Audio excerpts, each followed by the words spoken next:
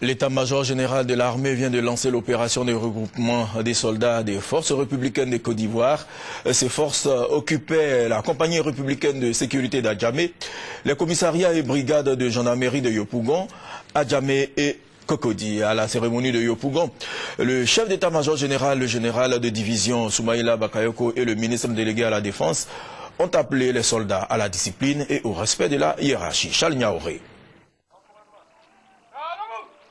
L'état-major des armées ivoiriennes passe à la phase de regroupement des soldats des forces républicaines de Côte d'Ivoire. La première phase de l'opération a eu lieu à Yopougon en présence du ministre délégué auprès du Premier ministre chargé de la Défense, Kofi Paul, et de plusieurs autorités militaires. Cette opération, selon le général de division Soumaïla Bakayoko, vise un objectif. L'occasion aujourd'hui est la rétrocession des sites du commissariat du CRSN de William Civil et des autres commissariats.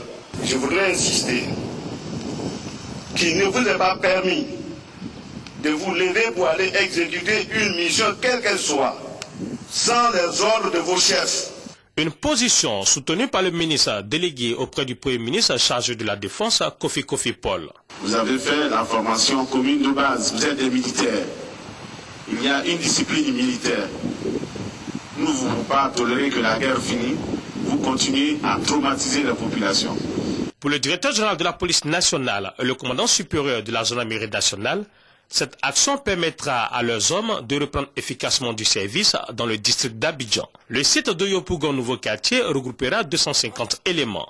Après l'opération de regroupement, 2000 hommes compléteront à 11 000 le nombre de soldats des FRC aptes pour la nouvelle armée sur l'ensemble du territoire national. Les autres seront pris en compte dans le cadre de la réinsertion par le programme national de réinsertion et de réhabilitation communautaire et les structures partenaires œuvrant à ce programme.